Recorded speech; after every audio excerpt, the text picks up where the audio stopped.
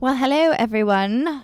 Back again, and this is yet another very unplanned. I have no idea where this is going to end up.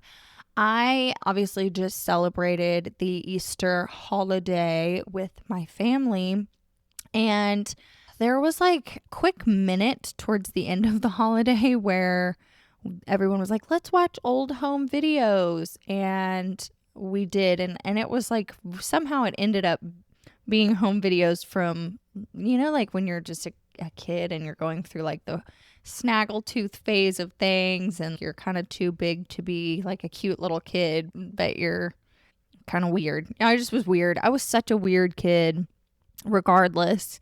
And anyway, the point that I'm making with this is that I had a lot of feelings come up and not positive ones. Very, very negative feelings in watching myself I think I would have been about 9 or 10.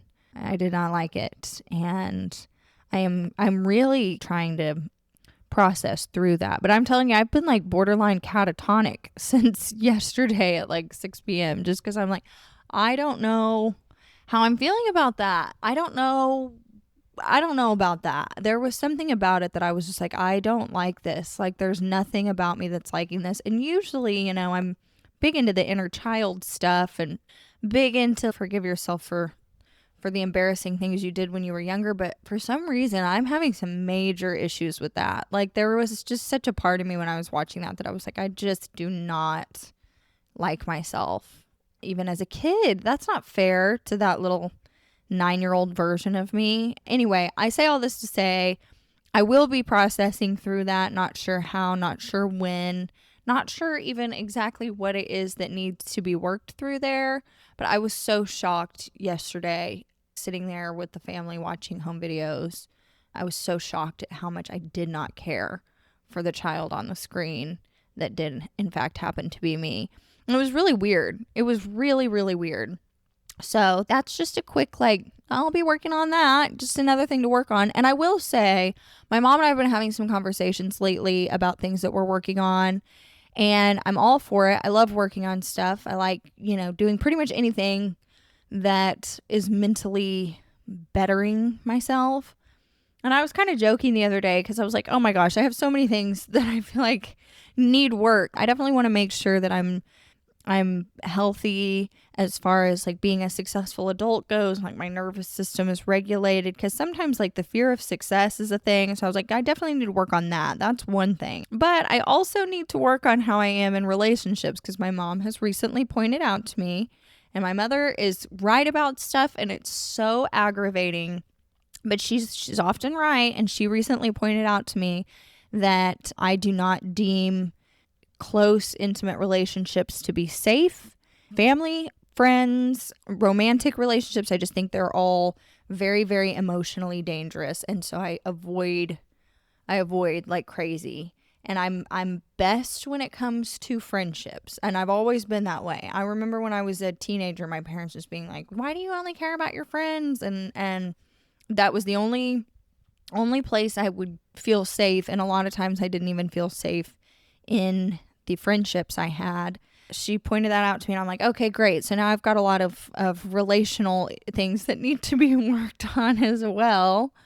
And then the other day I was talking with my aunt and we were talking about healing childhood stuff. And I was like, great, now I have childhood stuff to heal. I was like, I don't even know where to begin. Like, I just feel like as you're going through awareness, healing, let's get our lives together. As you walk through that kind of a journey, you do go through so many phases. But I feel like for me, I have done so much work just to kind of turn around and realize that I have so much work. And this actually brings me to another point.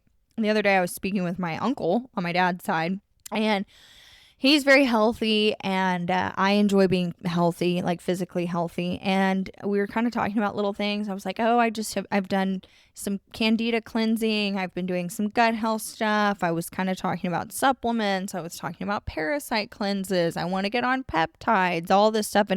And he kept on being like, why do you feel like you have to be doing all this stuff? And in the conversation, I was like, I don't feel like there's anything wrong. I just enjoy doing this stuff. And I kept making that point. I was like, I don't think there's anything wrong. Like, I'm not doing this because I feel like there's something wrong with me. As I have thought about that for a couple days, I really have sat there and thought that that is a mentality of there's something wrong and I need to fix it. I have noticed this in other family members that do similar things. I noticed this in myself, both physically and mentally. And it's easy when you're observing other people do it because you're like, clearly they feel like they're in some form of a deficit. Like that, like whatever got insinuated or they perceived in childhood, they have always felt like there's a deficit and they grew up behind the eight ball and there's something wrong with them. And I've noticed that in other people quite a lot. But then when it comes to myself, I hadn't really put that together that I was doing the exact same thing. There is something in me that feels like I am in a deficit of some sort. And I think there's a physical component. I've never really cared for my body, like my natural body type. And there's definitely a mental and emotional component because I've always felt like something was a little bit wrong in my head. And there's kind of some fun facets of that. Like I was always very odd. And I actually really like that about myself now that I'm a bit older. But there was some stuff that was a bit off. And I always felt very weird about that I just didn't ever feel normal. Didn't ever feel like I processed through things or my brain went to a normal place. And I was always just odd. And not like the weird kid that everyone's like, what's wrong with that Bracken girl? But like just kind of a funny, odd little kid. And I did have a goofy way about me that didn't make it where it was like weird and uncomfortable, but I was just very noticeably different. And I grew up with, I have two sisters. One is 14 years younger than me. So in my early years, it was myself and my older sister. And then we had two cousins that we were always around. So for the first 13, 14 years of my life, it was the four of us and we were always together. And out of that whole group, I think my things, like my noticeable things as a child were, I was very passive. I didn't have a lot of strong opinions and I was very odd. I was just very different and kind of weird. And once again, I will say, I really like that. I've grown to love the way my brain works for the most part now. And I've had to enforce a lot of behaviors and habits that have been really good. And now I just think I've gotten to a point, and through conversation with my uncle, who was concerned that I feel like there's something wrong with me, I think I've gotten to a point where I'm still operating out of that we have to fix something, something's wrong phase of things. I'm just so familiar in that particular neck of the woods that I haven't shifted into the everything's okay. It's all right. We're okay. Sure, there's stuff that can be improved upon, and I don't think being stagnant is ever a good thing, but I think there's a bit of training and rewiring that needs to go in here because I default to, well, if I start taking this vitamin and this supplement, and if I just work out this way instead of the way I have been working out, and then if I work on all of these little mental components, then we'll be good after that. Even things like, okay, money's okay, but if I can get to this point with money, or, socially I'm doing these things, or once I do all of these things, then I'll be ready for a serious romantic relationship. And, there's always the once I get to X, I will be okay. And I think that is maybe a tired way of thinking. I think I need to really work on getting to the point where it's like, no, it's okay. We can improve on things. I love using the word optimize. Let's optimize every supplement and good habit and workout and everything else. But there's a shift that must occur in my own head from being in a deficit, feeling like I'm behind the eight ball, feeling like there's something wrong with me as a human being. There's something wrong at my core, because there's really not. I would never look at another person unless they're just heinously awful in their soul, which is pretty rare if you think about it. I mean, there are people that I just don't drive with, but for the most part, people are pretty solid and they're just doing their best. And I can see that every now and then you come across the person that you're like, wow, you really are rotten. Like inside, you're a rotten person. But that is pretty rare if you think about it. And I don't consider myself a rotten in my core individual. So why am I operating like I am? Like there's something wrong with my biology. Like there's something wrong with the way my brain works. Like there's just something fundamentally wrong with me. And it's amazing. I mean, it's really incredible and amazing how long it actually takes for some of these thought processes to become exposed. And again, it's one of those things, even in conversation with my uncle, I was like, I don't think there's anything wrong with me. Like, I'm not doing this because I think there's something wrong with me. But I've thought about it the way that I will hear about, some new vitamin. I'll start Googling and I'll think, oh my gosh, my body needs that. I have to have that because there's something wrong.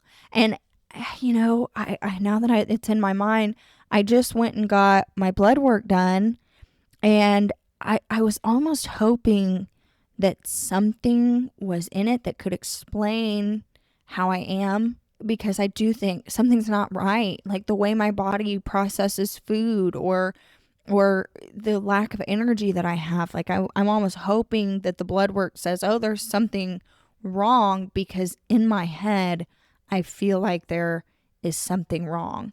And I would love to be able to put a label on that if I could. But bully for me, my blood work came back just perfect. So almost perfect. This kind of brings me back to the question that I've pondered for a while, which is how much can you actually heal? Because I want to explain to you that I haven't just started being aware of things like this. This isn't a new thing for me to be like, I'm just, figuring this out. I'm starting on my healing journey. I have been on a quote unquote healing journey for, I think we're going on 6 years. Is really when I was like, we're getting it together. Like rock bottom moment, let's get it together. Was 6 years ago. And then I just have days where I am like, what the F? Have I done anything? I'm very good at like grouping issues together. And so if I feel very poorly about one thing, I start to catastrophize with a lot of different things. I'm a gatherer, so I'm gathering all the things that I still feel poorly about, and I'm never just upset about one thing, which I do think is somewhat a female brain thing. I think men are a bit better at just lamenting whatever issue is present and ruminating on that until it's resolved. For women, it's like, oh, I don't feel good about my body today. So, now I'm going to think about all the things that I've done. There are a lot of things going on in my head right now. And it really is a weird thing. Like, I don't know if this is a man or a woman thing, or if it's just a human thing. Because I know some pretty highly emotional men. You have no idea. I think men get labeled as unemotional, but I know a lot of people with a lot of emotions who also happen to be men. But I definitely do have a lot of emotional ups and downs, and I think they've been more prominent lately, just based on what it is that I'm trying to do in my life. It's got me a little bit more agitated than I typically would be.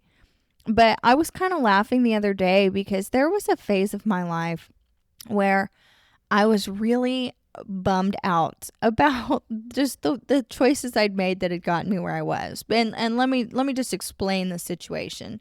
I had to do a lot of, I call it grunt work, and I don't like grunt work. I know that's ridiculous, but I was cleaning houses. I was kind of like hey, my closet's a mess, will you organize it? Hey, the garage is a mess, will you organize it? And I ended up with this boat cleaning job. Like I was basically magic erasering the entire inside of this boat. And I hated it. Like I absolutely hated it. I was not loving it.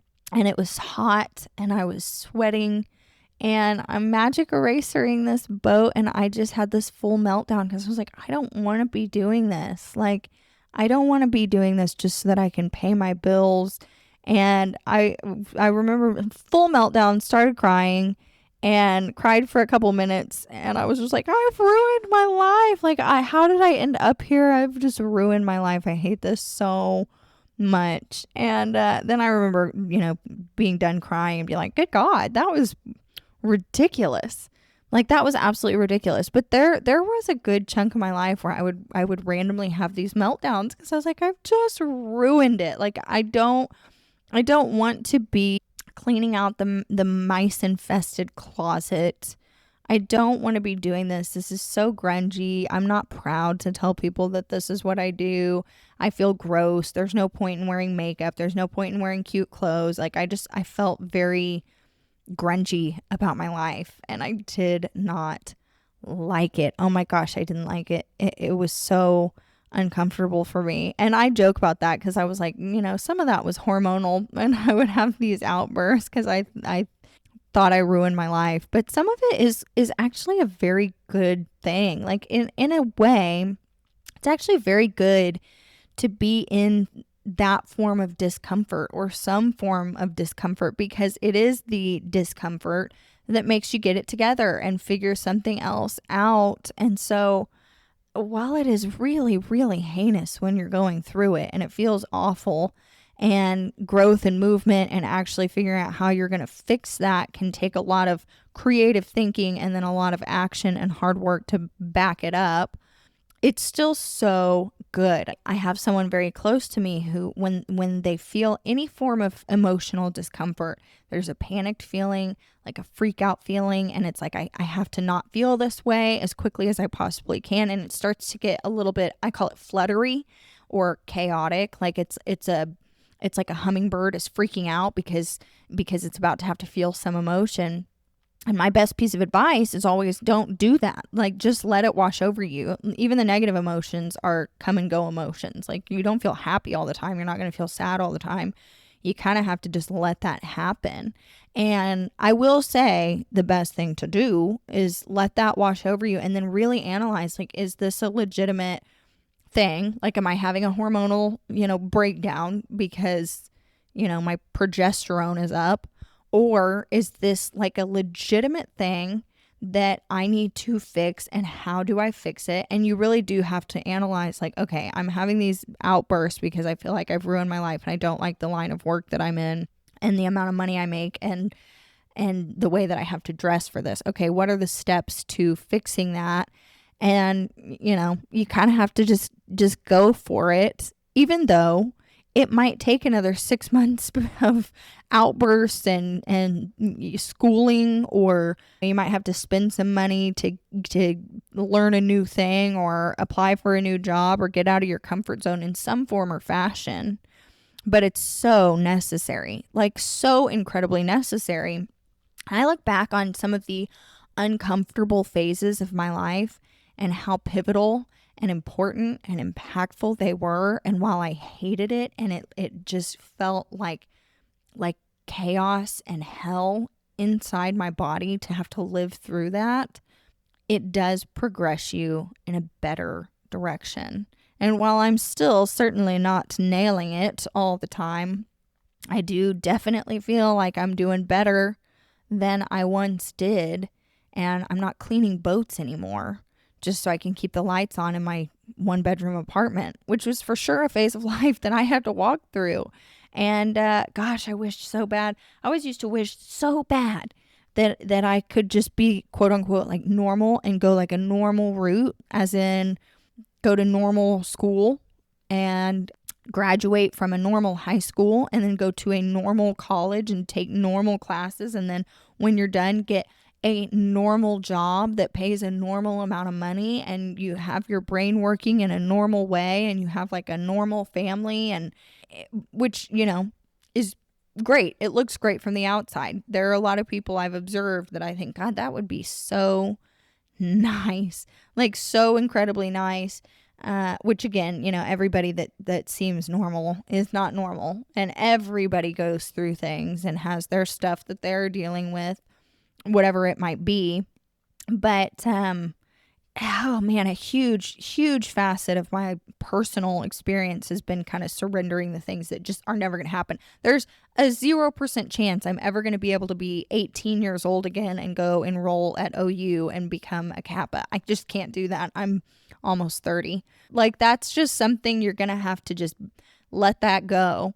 I'll never be able to be 18 again and not know what it's like to get get some life on you, because life is dirty and messy, and I just will never be able to sidestep that. There was one phase of my life, I always say it was the phase of life, the last phase of life, that I was too young and dumb to be miserable. Like, I was actually happy, even though there were heinous things going on. I just was still young enough that I kind of bounced. I didn't feel it. And I didn't even notice when people hated me. I didn't notice when people were being mean to me. If I was having like, major financial troubles, couldn't pay my rent, I would just scrap around and figure it out. If I was in a bad deal, I just didn't notice the way that I eventually came to. So for years and years and years, I would look back on that and be like, my gosh, I would give my right arm to go back to that. Like, I would give anything to go back to that. And then I had this mindset too of like, okay, if I can just get through this phase of life, I'll be happy like I was back then. I just want to get back to that happy, dumb, free feeling.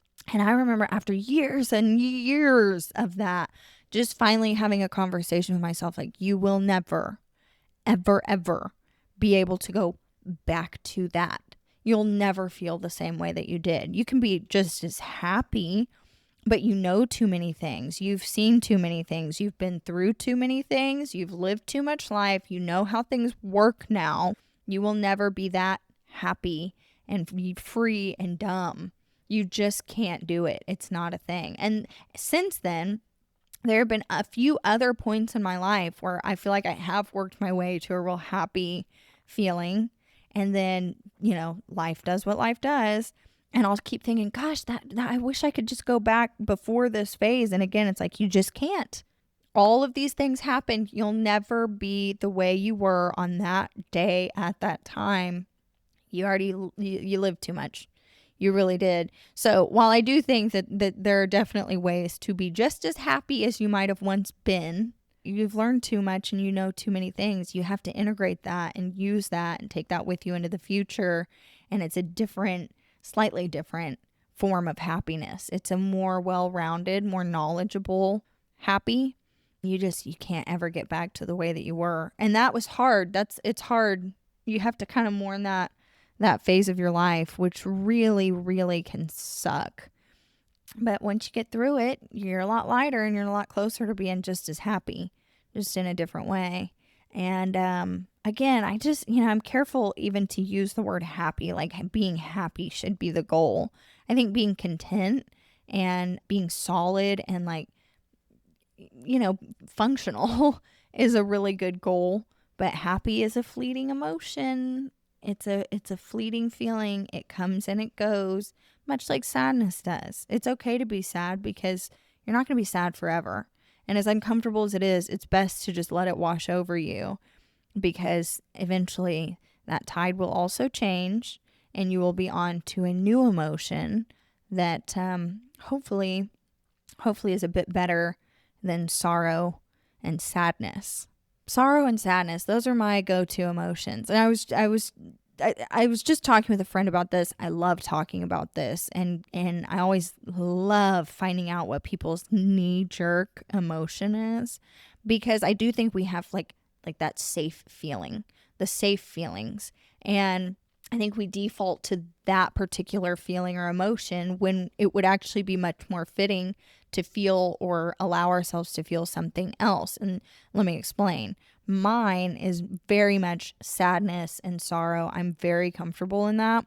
And so if a situation arises where it might be more appropriate to feel angry, I don't really go to anger because it's very uncomfortable for me to get angry. I actually would revert to sorrow even when it's more appropriate for me to be angry. And then I know a lot of people who default to anger.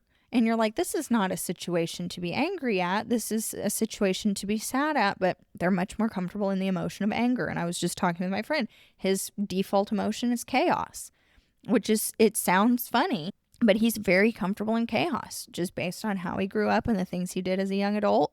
Chaos feels fine to him. And so I love discussing that with someone. What is your default? I'm safest. If I have to feel something negative, I'm safest in sorrow, anger, chaos, frustration, whatever it might be. And then I have to think, is happiness or contentment, is that something that I feel safe feeling? Because if you do enough living, a lot of times when you do feel that feeling of happiness or satisfaction or a positive, socially acceptable, positive emotion, a lot of times you're kind of looking around waiting for the other shoe to drop. Like, oh my gosh, is it safe here? Is it safe to feel happy? Because every time I feel happy, something comes and then I'm right back to sad. And so I'm questioning with myself, do I feel safe in feeling happy? Or is that just as uncomfortable as feeling angry? I don't know. And again, just be careful with happiness being your goal. But I definitely would like happiness to be on the spectrum of emotions that I feel. I would really like for that to be something that my body deems safe. And I don't know that your body or your brain feels as safe as we think it does. Even though we're not maybe in the midst of a panic attack, there are a lot of things that I think your brain and body kind of red alert at just based on past experiences, which are obviously very individualistic, and every single person has a different upbringing and different life events that have produced different safe boundaries, I suppose. I don't know. I think I'm running out of words. So let's maybe just shut her down here, I guess. I have got to go do some work. I am no longer cleaning boats, but I do have some hair to do. I am a hairstylist. So I'm going to go do some hair. And thanks for listening to me ramble. I really do appreciate your time more than you would ever know. I will see you very soon.